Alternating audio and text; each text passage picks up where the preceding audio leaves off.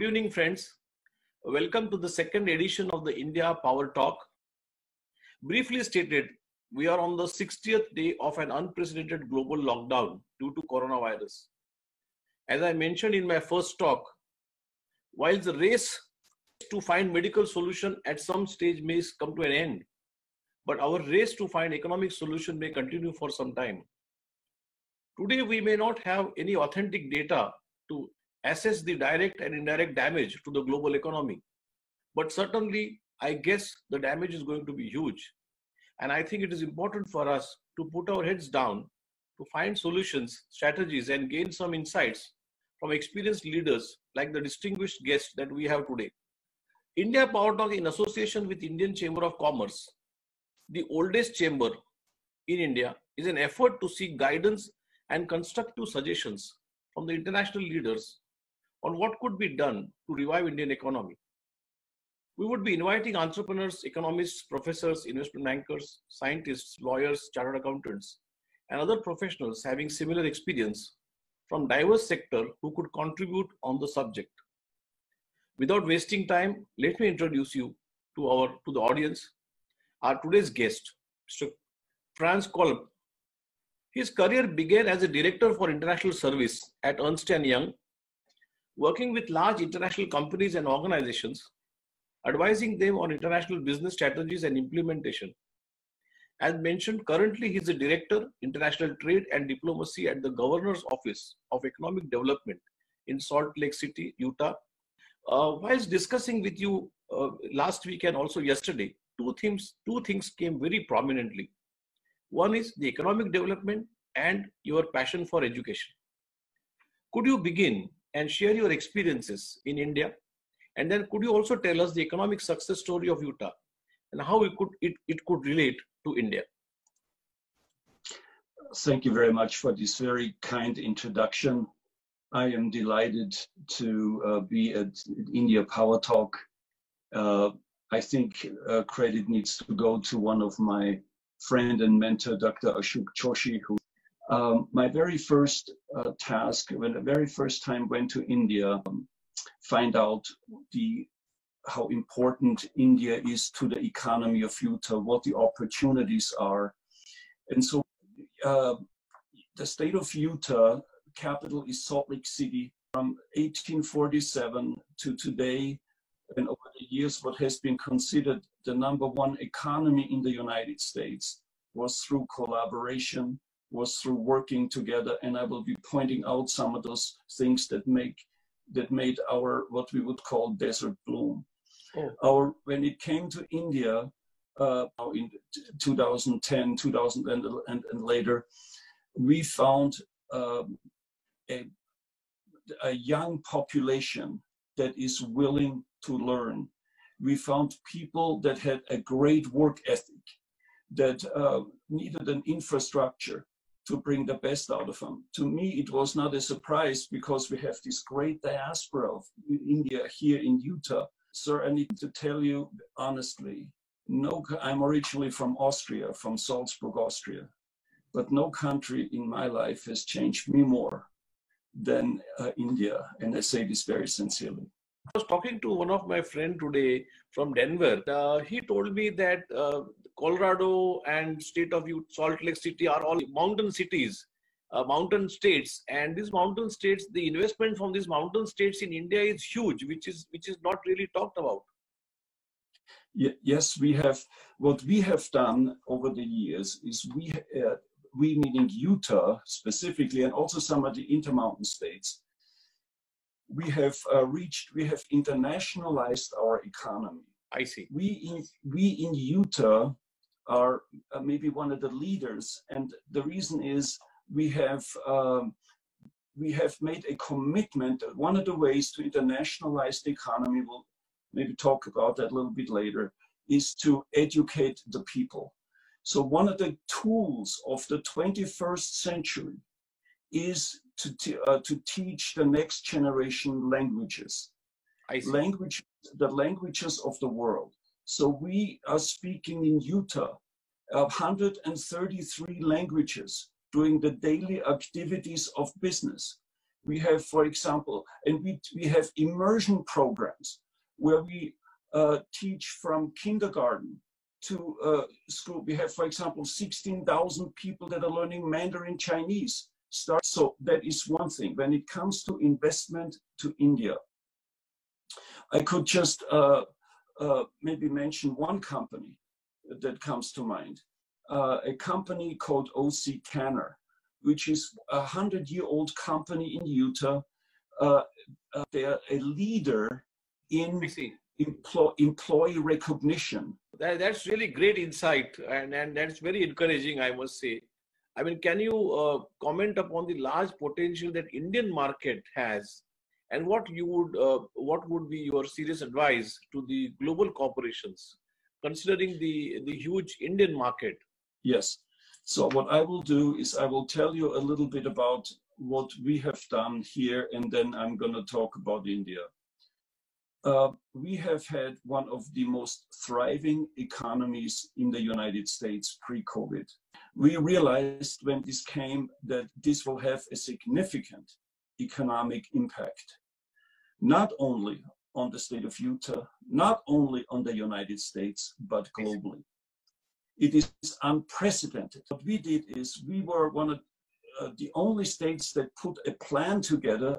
It was a collaboration with business, with healthcare, with everyone.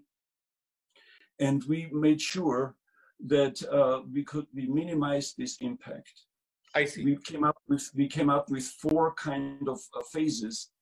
And, there was a red phase, there's an orange, yellow, and green phase. And we're happy to share this, our experience. We are now in Utah in the yellow phase. I see. So we have been opening up a little bit. And you also had some lockdowns and so on and so forth. And it is really it's a challenge for the governments to determine what's, shutting down the economy versus health of the people. What is there a balance? How can we make sure that our economies will survive COVID-19? Yeah. What's important is there are countries that are very export focused, such as India. And so that will have an impact on India. And but the key is in the specialization and to determine what are the competitive excellence position, what is India good at, and then they will continue to be able to export to to various countries, including the United States. I would still want to know from you as to how would international companies look at, or I'm sure they will look at India as also a big market. So, from considering from that perspective, do you really see corporations making investments in India? India is an absolutely important market. It is a subcontinent of the 21st century. Yes. India has a young population that is willing and wants to learn. There are certain things that we may talk a little bit later from an educational perspective, but we cannot, in the 21st century, ignore India. We are considering down the road another trade mission. Now we cannot travel anywhere, but we are considering a virtual trade mission also. I see. With India through our World Trade Center. We're working with them, and they're also working together with the World Trade Center Mumbai. Whilst we have large corporations, but we also have a very large population of medium-sized and small and medium-sized enterprises. And they have a huge potential, and we have in fact around 4 million of small and medium enterprises. They are hungry of capital, they are hungry of technology, they want to collaborate, they want international brands to work with. What would your advice be to them? So here's what's interesting. In Utah, we have 92% of small and medium-sized companies. So we the small and medium-sized companies are the backbone of Utah. We set everyone around the table and we said, government is not creating jobs.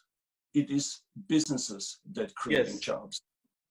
It's the business that takes risks, the entrepreneur takes risks, and so there should be a reward. That's what our governor always says.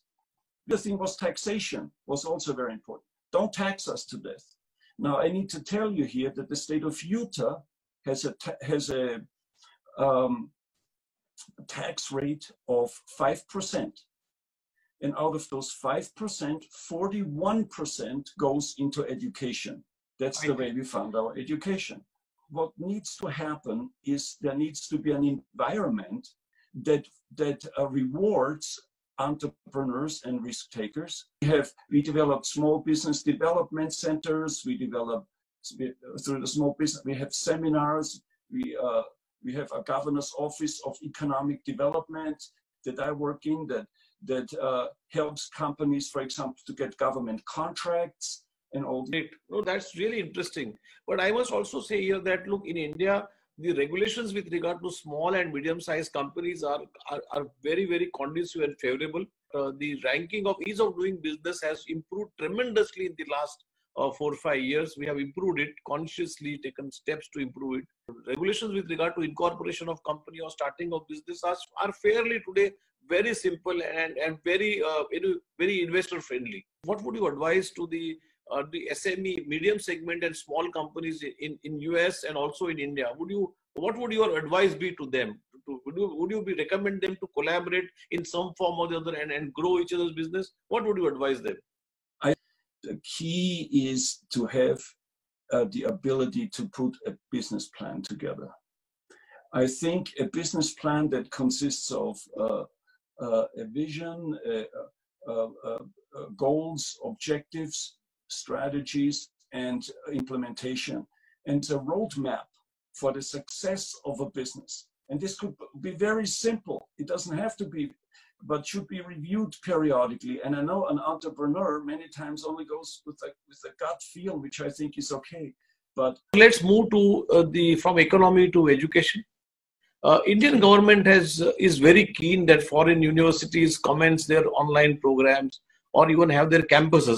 Do you think that global universities should look at India as a place for campuses?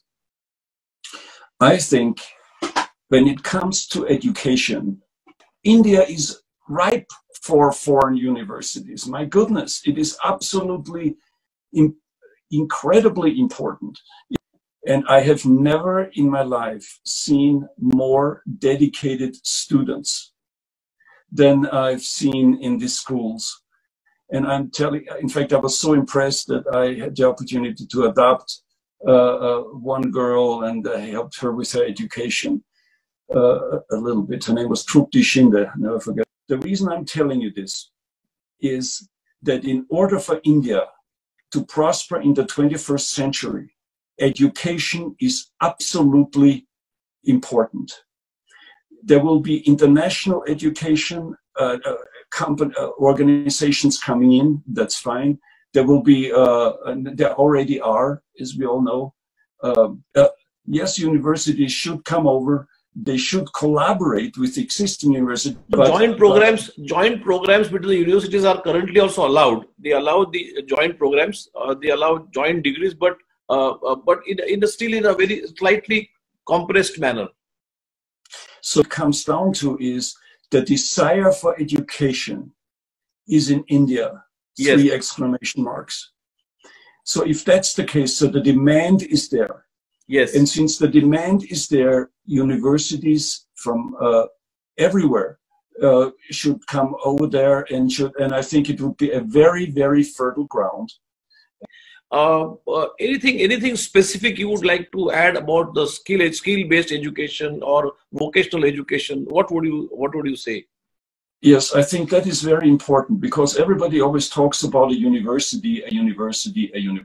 We have this issue here in Utah as well. In fact, we have that in America. But it's these skills that I believe are important, that are transferable, that extreme. So there are some people that just don't want to go to universities, don't maybe have the aptitude to go to the university. Yes, you are absolutely right. It's these things, that this skill-based education that I believe incredibly important in India, that will help in rural communities, people that just don't have access to university. And I think that should be formalized In fact, I must tell you that, look, there is a large number of students who are school dropouts, because of financial constraints or otherwise. There are in rural areas, there are not too many higher educational schools. So in India, there's a huge opportunity for in global institutions in technical skills or vocational training, for them to come to India and cater to this large population of students. I think that is fairly easy. These are fairly easily transferable programs. What would your a couple of strategic takeaways would be for the foreign companies who are looking at India to set up their manufacturing base or inputs for the educational institutions globally? So as far as companies going to India, I think one of the first thing is that don't go there for the short term, go there for the long term. I think it's important that India, when it comes to the 21st century, will be a leader, and it will be, my other advice would be get a mentor in India. Companies, a lot of people don't understand that there is some serious purchasing power when it comes to a certain segment of the population in India. It is just phenomenal what these opportunities are. And I think educational institutions, the time is now to go over to India and start out with maybe with some small collaborations, and then later on they will expand. But the times are tough. Let's be honest, times are tough now. But during tough times is when you really know who your friends are. That this has been a fantastic evening to hear Franz Kolb. I must sincerely thank him for having taken time for sharing his valuable insights and experience. I would like also to thank the Indian Chamber of Commerce for extending their support in organizing this in the following Friday. Till then, let's stay happy and stay safe. Thank you. Thank you once again for joining us. Thank you very much. It was a pleasure. Thank you. My pleasure. Thank you.